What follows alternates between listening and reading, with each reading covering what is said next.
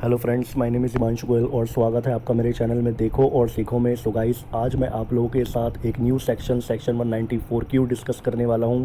ये section applicable होने वाला है 1 जुलाई 2021 से। सो सेक्शन में आगे बढ़ने से पहले अगर आपने मेरा चैनल अभी तक सब्सक्राइब नहीं करा है तो जल्दी से मेरे चैनल को सब्सक्राइब कर लीजिए और बेल आइकन भी प्रेस कर लीजिए ताकि जीएसटी और इनकम टैक्स की कोई भी इंपॉर्टेंट अपडेट आपसे मिस ना हो जाए। सो गाइस, ये जो सेक्शन है सेक्शन 194 क्यू, ये एप्लीकेबल होने वाला है 1 जुलाई 2021 से। और इस सेक्शन में क्या बोला है, any person being a buyer who is responsible for paying any sum to any resident hereinafter in this section refer to as this seller. तो यहाँ पर बोला है कि ये सेक्शन किस पर एप्लीकेबल होगा। ये सेक्शन एप्लीकेबल होगा किसी भी पर्सन पर जो कि बायर है, who is responsible for paying any sum, जो कोई सम पे करने के लिए रिस्पॉन्सिबल है, किसको, टू एनी रेजिडेंट, सेलर को, for purchase of any goods. तो ये सेक्शन जो एप्लीकेबल होगा वो गुड्स पर एप्लीकेबल होगा, खाली सर्विस पर एप्लीकेबल नहीं होगा। ऑफ द वैल्यू और aggregate of such value exceeding 50 lakh rupees. तो यहाँ पर जो वैल्यू कौन सी बताई है, 50 लाख रुपीज़ की बताई है कि अगर आपकी वैल्यू एक्सीड करेगी 50 लाख रुपीज़ से तो ही आपको टीडीएस काटना है। तो यहाँ पर जो एक्सीडिंग 50 लाख रुपीज़ है वो आपकी एक थ्रेशोल्ड लिमिट हो गई। in any previous year shall at the time of credit of such sum to the account of the seller or at the time of payment by any mode। और TDS कब काटना है, at the time of credit और at the time of payment. इन दोनों में से जो भी पहले हो जाए, विच एवर इज़ अर्लियर, तो आपको डिडक्ट कर लेना है TDS an amount equal to 0.1% of such sum exceeding 50 lakh rupees as income tax. तो डिडक्ट कितना करना है, टीडीएस 0.1% करना है।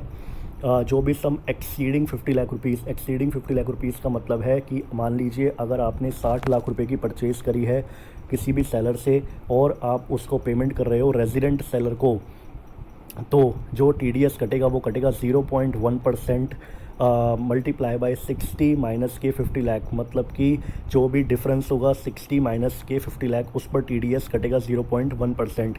मतलब 50 लाख रुपए से ऊपर की जितनी भी पेमेंट करोगे उस पर टीडीएस कटेगा।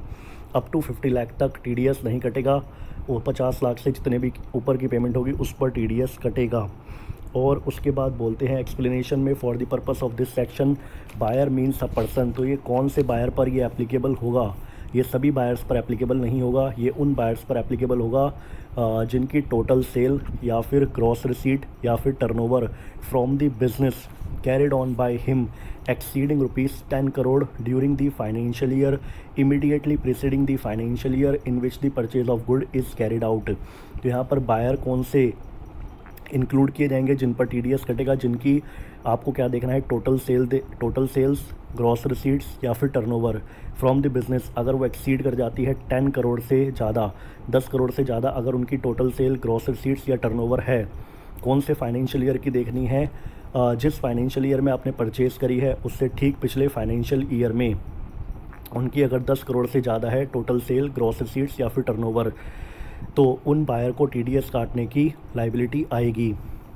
Not being a person as the central government may by notification in the official gazette specify for this purpose subject to such condition as may be specified therein. उसके बाद बोलते हैं कि section 194 Q में आगे बोलते हैं कि if any difficulties arise in giving effect to the proviso of this section the board may within the previous approval of the central government issues guideline. तो बोर्ड यहाँ पर गाइडलाइंस इशू करेगा with the previous approval of central government. उसके बाद बोलते हैं कि अब यहाँ पर आप एक समराइज वे में सेक्शन 194 क्यू को समझ सकते हैं। सबसे पहले क्या है, rate of TDS under section 194 Q. तो यहाँ पर रेट कितना बताया गया है, 0.1% बताया गया है। और यहाँ पर बोला है buyer of all goods will be liable to deduct tax at source at the rate of 0.1% of sale consideration exceeding 50 lakh in a financial year. तो यहाँ पर यह है कि जो भी आप पेमेंट करोगे 50 लाख से ज़्यादा, उसके बैलेंस अमाउंट पर टीडीएस कटेगा। फॉर एग्जांपल आपने 60 लाख की परचेज़ करी है तो 60 माइनस के 50 लाख यानी कि 10 लाख पर 0.1% का टीडीएस कटेगा। और यहाँ पर बोला है tax to be deducted at the rate of 5% if the seller does not provide PAN, Aadhaar. तो यहाँ पर अगर सेलर ने पैन और आधार प्रोवाइड नहीं करा है तो बायर को टीडीएस कितना काटना है, एट द रेट ऑफ 5%। और यहाँ पर बोला है turnover for applicability of section 194 Q. Turnover क्या है, TDS obligation will be on buyers who have gross receipts turnover exceeding rupees 10 crore in the preceding financial year.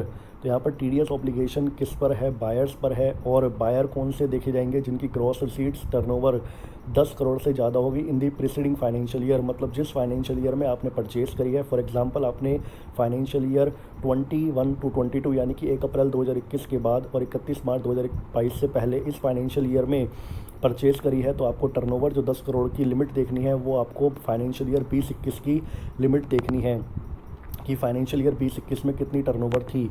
और उसके बाद बोलते हैं condition for applicability of section 194Q। यहाँ पर बोलते हैं TDS obligation will be arise if the payment is made to a resident seller. अगर जो पेमेंट, यहाँ पर एक बहुत इंपॉर्टेंट बात ध्यान रखनी है कि जो पेमेंट अगर रेजिडेंट सेलर को की जाएगी तो ही सेक्शन 194Q एप्लीकेबल होगा। अगर आपने किसी नॉन रेजिडेंट सेलर को पेमेंट करी है तो फिर ये सेक्शन एप्लीकेबल नहीं होगा। No requirement of TDS under section 194Q on a transaction if the TDS is deductible under any other provision. तो सेक्शन 194Q में टीडीएस कब नहीं काटना है, अगर टीडीएस ऑलरेडी डिडक्ट किया जा रहा है किसी और प्रोविजंस के अंदर, और या फिर टीसीएस कलेक्टेबल है अंडर सेक्शन 206C, तो यहाँ पर सेक्शन 194Q एप्लीकेबल नहीं होगा। उसके बाद आगे बोलते हैं on a given transaction either TDS under section 194Q will apply और TCS under section 206C will apply. तो यहाँ पर एक ही सेक्शन अप्लाई होगा, या फिर 194Q एप्लीकेबल होगा या 206C एप्लीकेबल होगा। Both TDS under section 194Q and TCS under section 206C will not apply on the same transaction. तो एक ही ट्रांजैक्शन पर दोनों टीडीएस के प्रोविज़न एप्लीकेबल नहीं होंगे। In case of a potential overlap between the two provision, अगर दोनों provision overlap कर रहे हैं तो यहाँ पर section 194Q will apply and TCS का जो सेक्शन है 206 will not apply. Date of applicability क्या है इस सेक्शन की, ये जो सेक्शन है सेक्शन 194Q ये एप्लीकेबल होगा 1 जुलाई 2021 से। और टाइम लिमिट क्या है for deduction of TDS under section 194Q, tax to be deducted at the earliest of the following dates, मतलब इन दोनों में से जो भी पहले हो जाए। Time of credit of such sum to the account of the seller और टाइम ऑफ पेमेंट, इन दोनों में से जो भी पहले होगा, क्रेडिट और payment whichever is earlier, तो आपको टीडीएस काट लेना है। In case seller provides PAN card details, rate will be 0.1%। अगर सेलर अपना पैन कार्ड प्रोवाइड करा देता है तो रेट क्या होगा 0.1%। अगर वो पैन कार्ड प्रोवाइड नहीं कराता है तो 5% टीडीएस काटा जाएगा। अब यहाँ पर कुछ मैं लोगों की टैक्स पेयर्स की कुछ प्रॉब्लम है उनको डिस्कस करने वाला हूँ। सबसे पहले यहाँ पर बोला है क्या ये सेक्शन 194Q जो है वो एप्लीकेबल होगा परचेज ऑफ कैपिटल गुड्स पर। Yes, section 194Q applies to purchase of all goods whether on capital और रेवेन्यू अकाउंट। उसके बाद बोलते हैं is a buyer importing goods from outside India required to deduct TDS under this section. अगर buyer import कर रहा है और पेमेंट करता है आउटसाइड इंडिया तो क्या ये सेक्शन एप्लीकेबल होगा सेक्शन 194Q। तो इसमें बोलते हैं the obligation to deduct tax under this provision arise only when the payment is made to a resident seller. इस सेक्शन में टीडीएस काटने की रिक्वायरमेंट कब आएगी, जब बायर पेमेंट करेगा किसी भी रेजिडेंट सेलर को। As in the case of import, the seller is a non-resident, the buyer will not have any obligation to deduct tax under this provision. However, the TDS under section 195 may be required in respect of such transaction। तो यहाँ पर जो TDS काटा जाएगा वो section 195 में काटा जाएगा, ना कि सेक्शन 194Q में, क्योंकि जो पेमेंट की जा रही है वो रेजिडेंट सेलर को पेमेंट की जा रही है, वो नॉन रेजिडेंट सेलर को पेमेंट की जा रही है। अगर आप रेजिडेंट सेलर को पेमेंट करोगे तो ही सेक्शन में टीडीएस काटने की रिक्वायरमेंट आएगी। उसके बाद दूसरा क्वेश्चन आता है कि whether tax is required to be deducted under section 194Q from the goods exported abroad. अगर आपने गुड्स एक्सपोर्ट करी है, अब आप सेलर हो और सामने वाला बायर जो नॉन रेजिडेंट है वो आपको पेमेंट करता है, तो क्या टीडीएस कटेगा। तो उसमें बोलते हैं liability to deduct tax under this provision arises only when the payment is made to a resident seller. Liability जो है वो कब अराइज होगी, जब आप किसी भी रेजिडेंट सेलर को पेमेंट करोगे। As in the transaction of export of goods the seller is a resident but the buyer is a non resident, thus the liability to deduct TDS under this provision may arise on the non-resident buyer। Non resident पर ये liability आएगी विच में not be practically possible, तो वो practically possible नहीं है। The central government may exempt such transaction in view of the power giving the explanation to section 194Q। तो यहाँ पर एक्सप्लेनेशन दे सकती है सेंट्रल गवर्नमेंट। तो यहाँ पर एक चीज़ तो क्लियर है कि जो इंपोर्ट है और एक्सपोर्ट है उसके ऊपर सेक्शन 194Q एप्लीकेबल नहीं होगा। और उसके बाद दूसरा क्वेश्चन है whether TDS to be deducted on purchase of immovable property by developer. अगर कोई इमूवेबल प्रॉपर्टी परचेज करी है तो क्या उस पर TDS कटेगा। तो उसमें बोला गया है कि immovable property is not goods, TDS shall be deductible on consideration paid for purchase of immovable property other than agriculture land under section 194IA। तो यहाँ पर सेक्शन 194IA एप्लीकेबल होगा and not under this section. इस section में TDS नहीं काटा जाएगा। Section 194Q applicable नहीं होगा अगर आप कोई परचेज ऑफ इमूवेबल प्रॉपर्टी करते हो। तो यहाँ पर बोला है TDS deductible under that section if consideration is 50 lakh और मोर। उसके बाद नेक्स्ट क्वेश्चन जो है ये है whether TDS required to be deduction on the transaction in electricity. अब यहाँ पर अगला क्वेश्चन जो है whether TDS has to be deducted on advance payment made to the seller. अगर कोई एडवांस पेमेंट करी है सेलर को क्या उस पर भी TDS काटा जाएगा। यहाँ पर बोलते हैं subject of TDS liability is sum for purchase of goods and not sum for goods purchased. तो यहाँ पर बोलते हैं the latter expression would mean payment for completed purchase of goods where purchase is completed by delivery of goods by the seller.